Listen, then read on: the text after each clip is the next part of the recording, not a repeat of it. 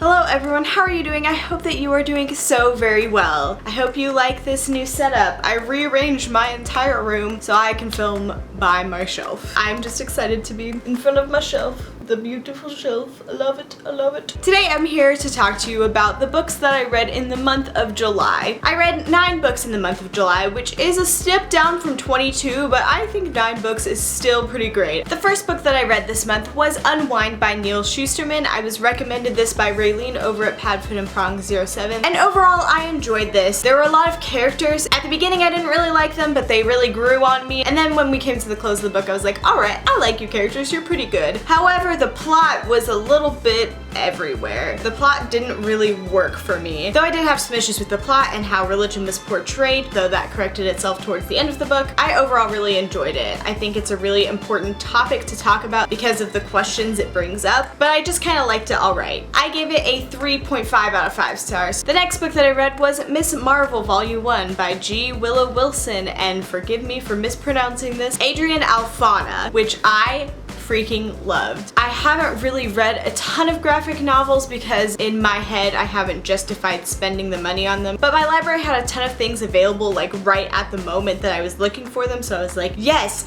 libraries are the best. I really love the main character Kamala. I love that she was Muslim and we have some of that representation going on. I read my friend Sana over at Inkbone's Books review of it, and I know there were some things that were misportrayed, but though there were those issues and I recognize those issues, I'm glad we do have some representation there. Some of the plot issues didn't really totally make sense to me, but overall it was super enjoyable. I'm excited to read the next one, and I just love superhero stuff in general, let's be real. I gave this book a 4 out of 5 stars. The next book that I read was Changeless by Gail Carriger, and that is the sequel to Soulless that I read in the month of June, and I didn't enjoy this one as much as the first one. I don't really know what it was about it. Maybe it was just kind of a combination of the plot, of the new characters that were introduced. It was really interesting and the story was really interesting, but I just didn't like it as much as the first one. I still loved Alexia. She is still fab, still great, still sass master, but the overall book was not as good as the first one for me. I gave this book a 3.5 out of 5 stars. The next book that I read was The Alchemist by Paulo Coelho. Kenya over at My Little Bookshelf was reading this, and so I saw that and I was like, I have that on my shelf, I should read that too. So I did, and I really enjoyed it. I liked the spiritual and mythical references that were made throughout the book. It made it really interesting and really good, and there's also a lot of really beautiful life lessons in this book, as well as the writing is pretty great, especially for being translated. It's really good. I gave this book a 4 out of 5 stars. The next book that I read was The Assassin's Blade by Sarah J. Maas. Assassin's Blade was a reread for me and I loved it so much. Honestly, this might be my favorite book in the Throne of Glass series. It's not technically a book because it's just a collection of 5 novellas, but I am viewing it as a book and I love it so much. Just Sam and Selena and just everyone, I just love them. The things that Selena does and her backstory is just so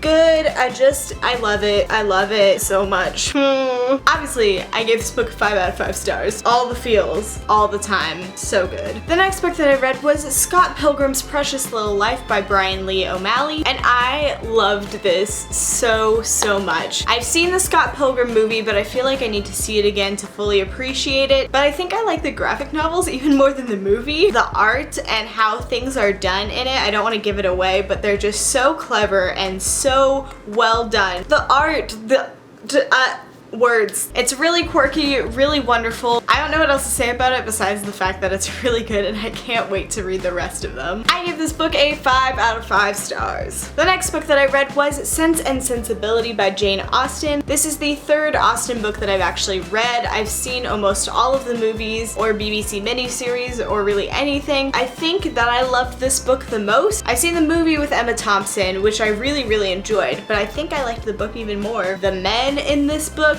on point. So good. Bays. All of them are bays. Except the mean ones. They are not bays. But the nice ones are bays. The book mainly focuses on Eleanor and Marianne, and they are just so different in how they handle things and how they do things, and it really makes for an interesting story. I really wanted to keep reading every time that I was reading it. It was just so good. I also forgot to mention, I read this with Brooke Mercer. She is a friend on the Twitters. Basically, we just fangirled over Tori Kelly, and that is how we became friends. So We read this together. It was great, and I hope we're gonna watch the movie together soon. I give this a 5 out of 5 stars. So good, so good. The next book that I read was Through the Woods by Emily Carroll. I really liked this book, though I made the mistake of reading it at night, and it's really scary. You should not do that. However, the art was beautiful. Fawning over the art still in Through the Woods. It's gorgeous, fantastic, everything. I felt like some of the stories could be very metaphorical for like depression and illness in a really out there way, but that made for a really interesting perspective on some of those stories, which also helped me not to be as freaked out. But overall, really great. If you want something creepy to read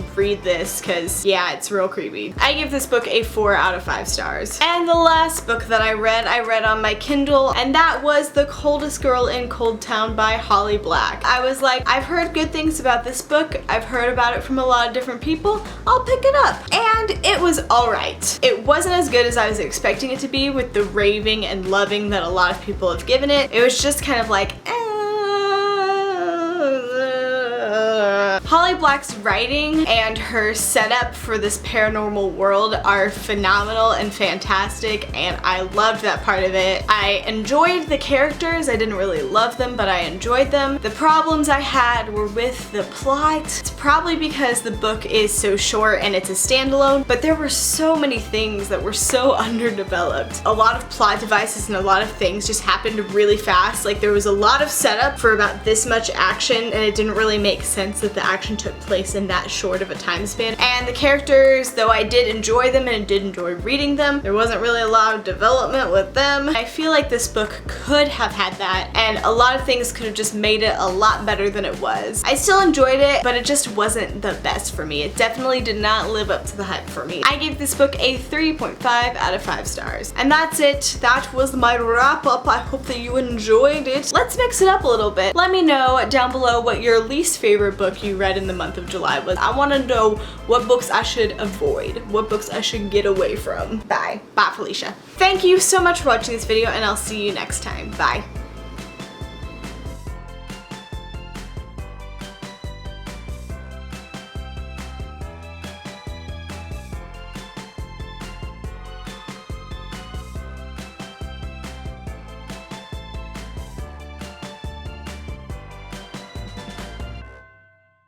I don't even know what I'm doing anymore. I came to the clue.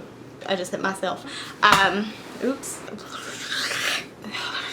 I did it. Hooray. Fail. And I don't have the money to buy normal books right now. Just a little bit.